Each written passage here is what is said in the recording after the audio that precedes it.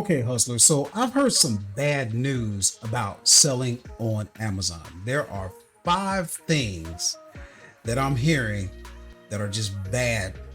So let's get right into it. Number one, you might be aware of this, but Amazon has recently introduced some brand new fees.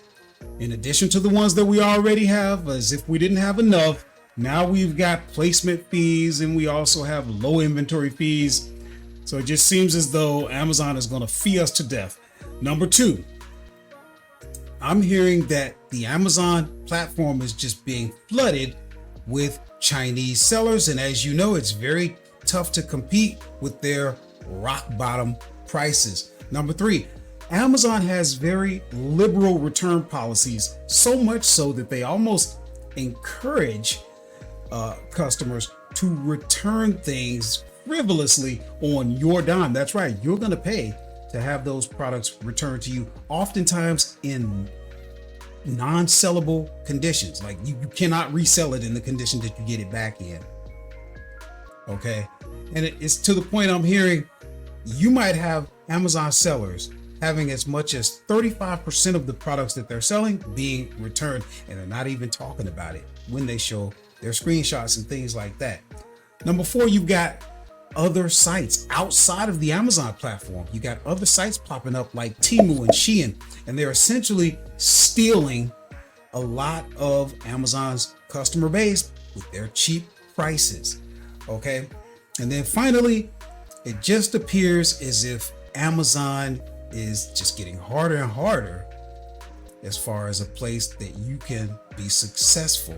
Now, let me explain to you where this comes from, because I follow this guy, Steve. He's got a website called mywifequitherjob.com, and he's got a YouTube channel that goes by the same name. I like this guy. I follow his channel. I like his videos, and I consider him a trusted authority. And he had a video that recently came across my feed that were talking about these 5 points, and I immediately thought of the hustlers because he got my attention. I listened to it. I watched the video. It's pretty short. It's only like 11 minutes. And after hearing everything he had to say, I sort of looked up and to the right, and I said to myself, none of this applies to me. So you might be wondering why, with all the things he talked about that is going wrong with the Amazon platform today, why would it not be affecting me? Let's get into it. But as we do it, what I want to do is literally play back his video. It's short, but we're going to cut it even shorter and just get right to the point. We're going to let him do the talking because he can talk about these points much more eloquently than me. And then I'm going to give my 2 cents. And the goal of this video is to help you, because maybe you are unaware of these situations. Maybe you've heard about it, but you're not really sure exactly what the deal is. Maybe it's affecting you. Maybe you want to make sure that you go about your Amazon journey in a way where these things aren't going to affect you as much. If that's the case, watch this video. Let's jump into point number 1, which is the brand new fee structure. Now, while we're on the topic of fees, let's talk about the brand new fees that Amazon introduced in 2024. Now, as of March 1st, Amazon is now forcing 3P sellers to pay what they call an inbound placement fee on a per unit basis. Basically, you are now charged a fee of between 21 cents to $6 per unit for Amazon to accept standard and large bulky products into their warehouse. Now, this fee is supposed to reflect the cost of distributing inventory to multiple fulfillment centers. Now, the following table enumerates the exact Amazon seller fees for inventory placement if you want to take a look. But bottom line, you now have to pay 15% for Amazon whenever you make a sale, a fulfillment fee that eats another 10 to 15%, in addition to a placement fee when your goods arrive at their warehouse. Sounds pretty bad, right? Unfortunately, it gets worse. As of April 1st, Amazon has also introduced a low inventory surcharge. Now, this fee applies if you consistently carry low inventory levels of your products relative to your unit sales. Now, it's one thing to get charged if you have too much inventory in Amazon's warehouse, but now you're going to get charged if you have too little inventory in Amazon as well. And here's how the fee works. Let's say you typically sell 1,000 units per month, and you let your inventory levels slip to 500 units in stock. This means that you're going to get charged a fee for those 500 units because Amazon wants you to have 1,000 units in stock. Now, Amazon has tried to justify this fee because they need to place your inventory closer to customers across their network, but Amazon sellers are legitimately furious. Due to massive backlash among sellers, Amazon is now giving a 1-month free grace period for these fees. But this fee is not going away. So now, not only do you have to worry about sending too much inventory in, but now you also have to worry about sending too little as well. Okay, so let me give my 2 cents on the whole brand new fee issue. It doesn't affect me. Why? Because I merchant fulfill. It's just that simple, guys. Now, I'm not going to tell you the way you need to do it. All I'm telling you is that fee, all that new fee stuff, that doesn't affect me because I do my own merchant fulfilling. Now, if you follow my channel, you know I've been doing this, talking about selling on Amazon since 2017. And when I first started teaching, I was 100% FBA. That's fine because back then it was really good. It made sense. And that's great.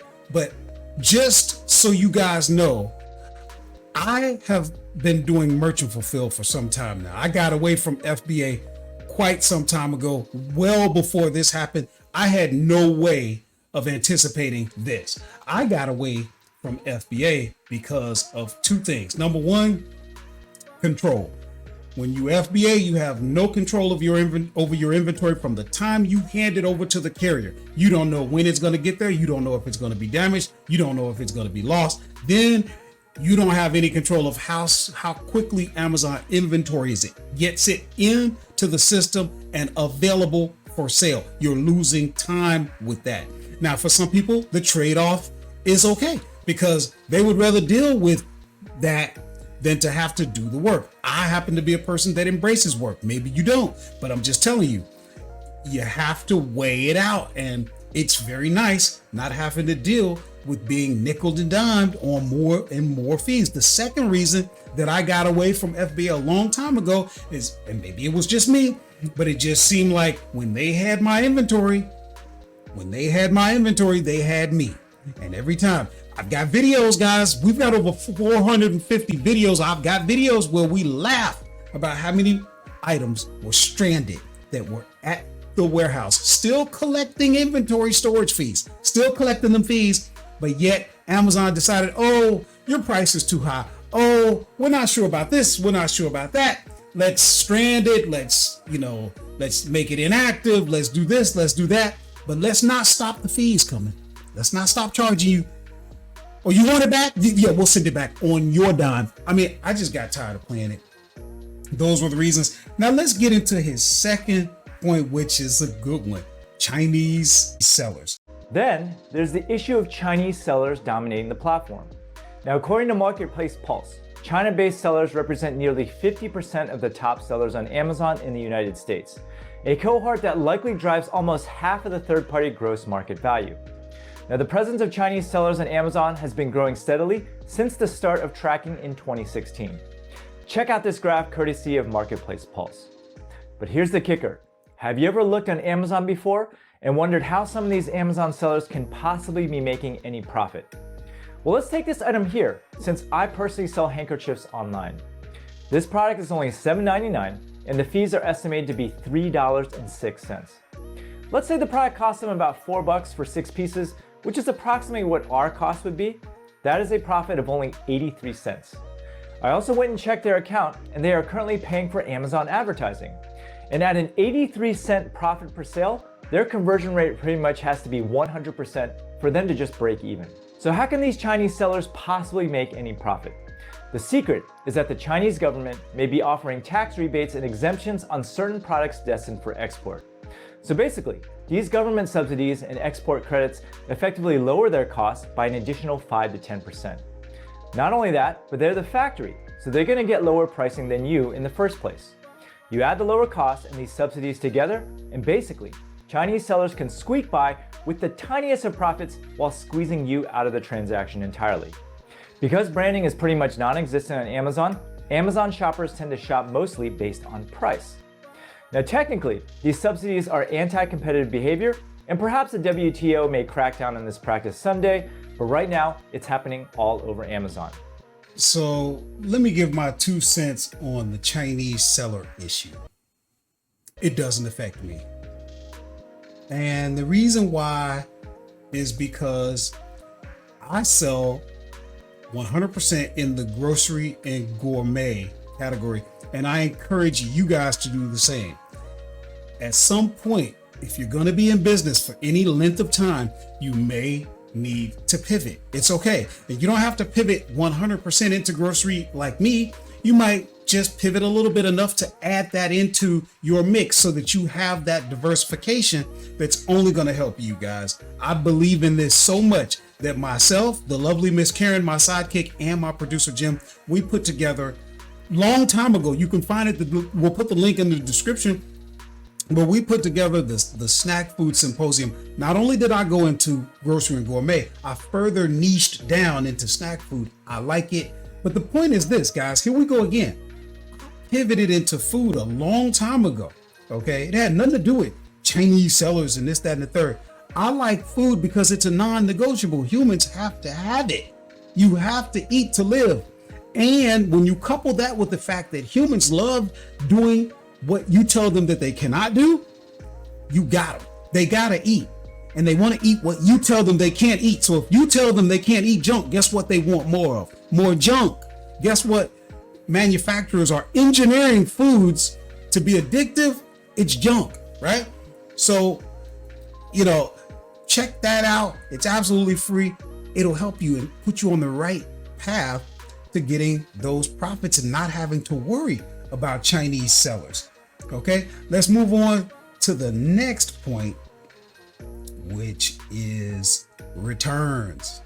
That all Amazon sellers incur that isn't really discussed online. Have you ever seen Amazon sellers on YouTube or Facebook flash their revenue numbers or screenshots of their Seller Central accounts? Well, all those screenshots do not reflect their true earnings or their true revenue numbers because of returns. Amazon became popular among buyers because of their unconditional A to Z money back guarantee. Basically, Amazon makes it ridiculously easy for someone to make a return, so the average return rate is 12%. For electronics, it's 15 to 20%, and for high-end apparel, it's as high as 35%. Now here's the reason why all the income reports you see online are bogus. When you make a sale, your revenue number goes up in Seller Central, but when you get a refund, Seller Central does not decrease your revenue. Amazon clearly does this on purpose to make you think you're making all this money when in fact, up to 35% of your sales can be refunded. Even worse, Amazon charges you an additional fee to process these returns. Now, return costs are dangerous for most sellers because it's not always clear how to account for returns accurately. Here's how it works. When a customer places an order, you have to pay a 15% referral fee, which is Amazon's commission for the sale. You also have to pay an FBA fee, which is a flat shipping fee per unit based on the size and weight of your product. And then finally, you have your cost of goods, which is the amount you pay for your product. Now, when a customer applies for a refund, Amazon immediately refunds the total price of the product to the customer before they even return it. You do not get your FBA fulfillment fee back, and you also get charged an Amazon refund fee on top of it. Once again, the actual cost of a refund to your bottom line is nearly impossible to calculate correctly unless you're using third-party software. Also, the products that are returned are often unsellable because customers abuse Amazon's liberal return policy. So bottom line, never believe any of the Amazon income reports you see online. All right, hustlers. All right, here we go. See, I like what he said, but I don't think he completed it. Let me help him finish that. He said, never believe any of the Amazon income reports you see online. He meant to add to that. Never believe any of the Amazon income reports you see online unless they're showing their tax return. Ha ha ha. We're going to put the link in the description. Guys, if you follow me, you've already seen the video where I actually showed my tax return that was filed last year. Why? Because I always wanted to be fully transparent. I agree with him. It's great when we want to cherry pick the best screenshot that we can show so that we can feel good and we can push out something to get you excited so we can sell you something. See what happens when you don't want to sell somebody something? You're free to be honest. And you know what I did? I showed my tax return, the actual tax return. And after doing revenues in excess of $300,000, I only got to keep a fraction of that. And I didn't care. It didn't bother me to show you because I wanted you to know the truth. The only thing I've ever tried to do on this channel was give you guys realistic expectations. I don't mind telling you the bitter truth, the whole truth, and nothing but the truth, because I ain't trying to sell a $1,000 course. And let me tell you something else about that. As long as I'm on one of my rants, we all consume this content. And I want you to ask yourself, how many content creators are showing you their tax returns? None of them, because we're all conditioned to accept the BS that they're going to give us. Oh, well, that's too personal. That's not kosher and this and that. Yeah, let me help you with that. If you want my money because you're trying to sell me something, then you owe me full transparency. And if you're not giving it, then put your hand back and quit trying to take my money, because you're trying to get everything. You want to be secretive and not show me everything, but you want to promise me everything if I give you my money. The two don't go together. The hustlers, we ain't buying it. If you agree with me, smash that like button, because this is some BS. I'm tired of it. Okay. But on the other part, here we go again, guys. It keeps coming back. It's just going to keep coming back to the same thing. So just be ready. Okay. When it comes to returns and Amazon's very liberal return policies, I ain't got to worry about that, because number one, I merchant fulfill. Number two, I sell grocery. So they don't just get to send back stuff on me. It does not happen to me. That's it. Bottom line. Another reason to merchant fulfill. Another reason to sell snack foods. Another reason to go down in the link in the description, watch the snack food symposium, learn a little bit more about it. It's very insightful. You're gonna love it. Now let's move on to his next point. Pay attention, guys, because now we're gonna talk about these other platforms that are eating away, that are stealing market share. The final reason why selling on Amazon is much less attractive today is because of Chinese sellers selling on other platforms like Temu. I've already showed you a product that is priced ridiculously low on Amazon for handkerchiefs, which is something that I sell in my own online store. But those prices are nothing in comparison to identical products being offered on Temu right now. Temu is an online marketplace that offers extremely affordable prices on thousands of products shipped directly from China. Because these products are being shipped directly from a Chinese factory, they effectively bypass all the middlemen, so you're paying the lowest prices possible. Remember all those handkerchiefs I showed you earlier on Amazon? Well, guess how much they cost on Temu? $4.50. Heck, there's no way in hell that I could possibly import men's hankies at this price in bulk and still make a profit. So how can Temu possibly sell products at prices this low? Well, they have two main advantages that US sellers do not. One, Temu does not have to pay any customs taxes whatsoever. There is a rule in the United States called the de minimis rule, where you don't have to pay any taxes whatsoever if the value of the shipment is below $800. Whereas sellers like myself had to import large containers of product in order to make the economics work, Chinese sellers on Temu are shipping products from China one by one and avoiding all these taxes. Second, these products are coming straight from the factory, so they automatically have better pricing than you do as an importer. When Temu first came out, I was skeptical because the packaging and quality control for these products are terrible. Plus, it takes 7 to 15 business days for a product to reach the US from China. But guess what? US citizens are so much in debt right now and hurting so badly that quality and shipping times don't seem to really matter. Take a look at this air fryer, which sells for $75 on Amazon. This exact same product is available on Temu for $52. So which one are you gonna buy? Are you willing to wait a week to save 33%? Well, the success of Temu says yes. Here's a more egregious example. This memory foam mat sells for $46 on Amazon, but on Temu, it's only $1.07. Okay. This one is going to be quick. You guys already know what I'm going to say. I ain't worried about Temu because I sell cheese doodles, and you can't get cheese doodles on Temu. End of the discussion. Okay. You want to sell Spam, ramen noodles, Vienna sausages, whatever it is you're selling, if it's under grocery and gourmet, you ain't got to worry about Temu, Shein, or sites like that. End of the discussion. Let's talk about his final take as far as the future and what he's thinking about selling on the Amazon platform. Anyway, the million-dollar question here is whether e-commerce in general is doomed. Is it game over for small businesses? And here's my honest opinion. With all the new Amazon fees and pressure from Chinese sellers and platforms like Temu, Selling on Amazon FBA is a lot harder today than ever before. But if you source high quality products and sell omni-channel with your own online store, you can definitely succeed. All right, Hustler. So here's my comment on his wrap up. Basically, he was saying it's getting harder and harder to sell on Amazon with all of their fees and the things that he talked about earlier.